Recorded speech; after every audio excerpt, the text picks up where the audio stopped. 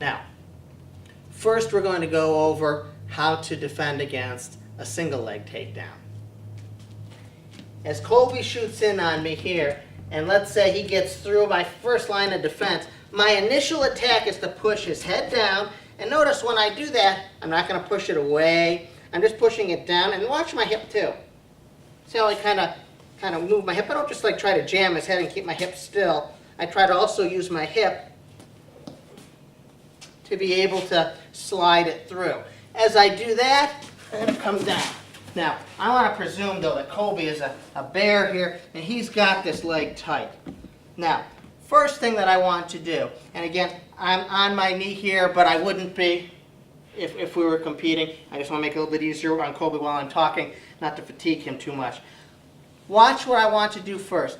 First, I want to cover his head with my hip, and from here, I want to keep my elbows in, remember. I want to be shimmying down, because my goal is always to be bringing him down and forward. And I want you to notice something else I'm doing here too.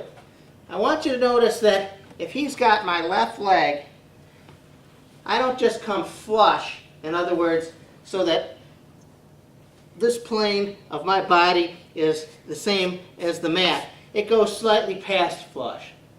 Okay? My right butt cheek is down. Notice I keep the weight on Colby's head. And what I want to do here is I want to be continuing to move him away, forward. I'm going to be pushing out. Now from here, what I'm going to do is I'm turning my hip. Now, how can I get Colby to extend himself if he's really tough in here? What I'll typically do, once I push the head down and cover it, I'll pop him. Now, what happens if I hang here too long? I'll get rolled. If I'm just hanging out here pushing, Colby, roll, I get beat in here. But as he grabs this single and I come out to the side and I start turning, I can be quick. And notice I pop and I retract. Now reach around and grab my arm. Much more difficult. Whereas if I was here, he can grab my arm and roll, okay? Or if I'm just hanging out here pushing in kind of a static movement, reach out and roll, I lose the position. So I'm just going to pop him, and each time try to get him a little further out, a little further forward, a little lower with his head. Now, once I do that, I got to keep him here. Notice again, I want to turn this hip. I'm going to grab this hip here. What I'm trying to do is pull him down diagonally for the weight to go on this shoulder here. I'm pulling diagonally on this hip, right at his hip bone. And at this point, I'm going to be slightly turned to this side. Notice my hip now, because it's more than flush, is really attacking this shoulder, very heavy. This hip is pushing down here. Notice how extended Colby is. I'm also, you kind of stay in position, Colby, and I'm tugging on this hip even more. So there's a lot of weight from this part of my hip onto his shoulder, and I'm tugging forward even more here. So I'm in this position here. Either extend them out, pull down a little tighter. Extend them out.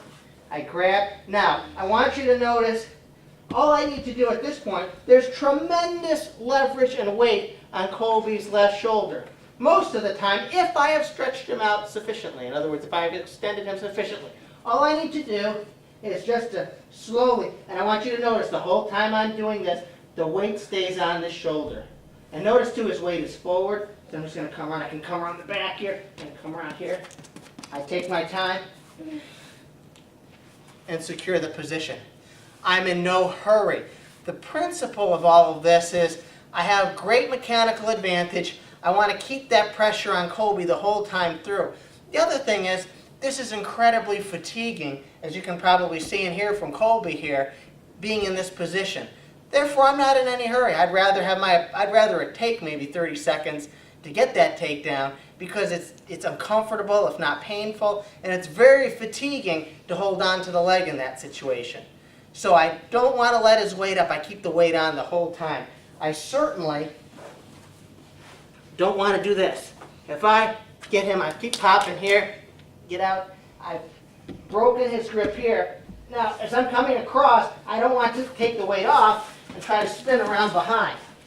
If I take the weight off of him, even for a moment, there'll be a tendency for him to regain his posture here to where he can reach up.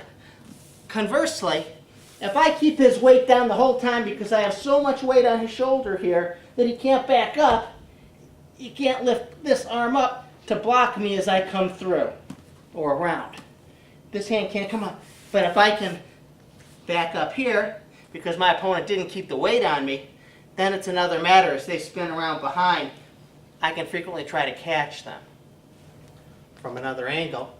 Colby attacks, and I'm not successful in being able to stop it with the first line of defense. My first goal is to get his head down, to come down to the mat, but he hangs on. He hangs on to that leg really hard. Now I notice his weight is not forward here, so I've got to make it forward. So I'm going to pop, I'm going to pop, I'm going to pop forward. I keep each time my elbows chintzy, they stay in, okay? I keep popping forward.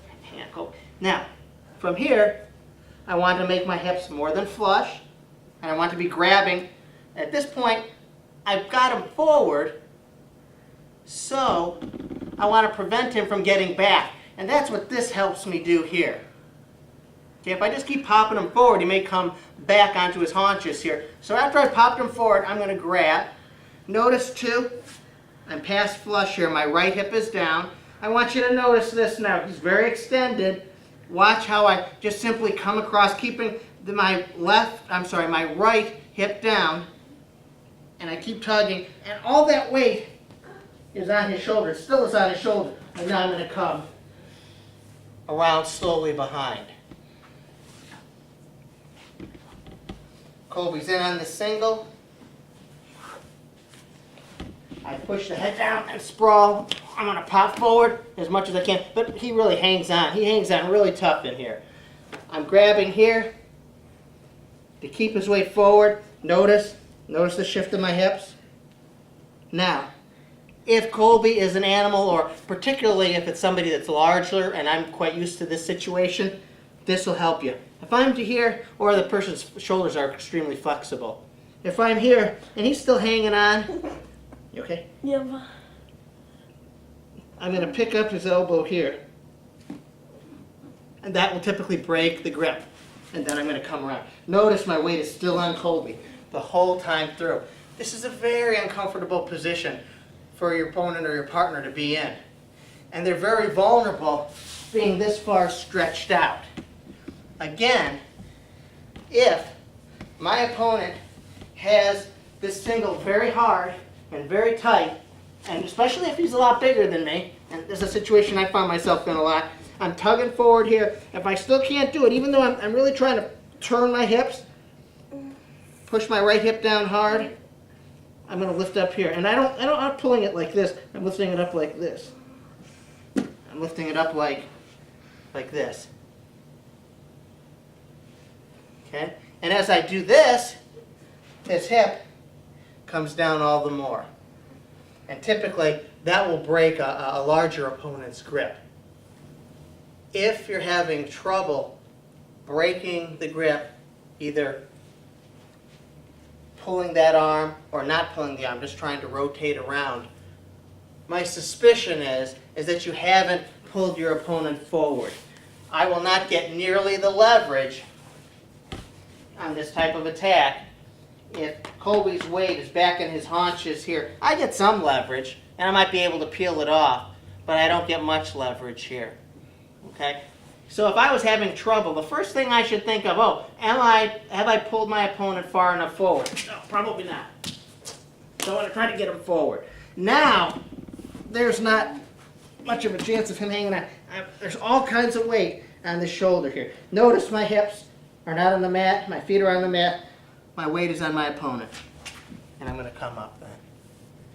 So, if you're having trouble with this, especially the part where you're breaking your opponent's grip and it's not breaking, think about whether or not you've stretched them out. So stretch them out further in that situation. Keep stretching them out, and then repeat again, turning the hip in, making sure you keep the weight forward, And then if necessary, because spinning around slowly doesn't do the trick, you lift up on that elbow.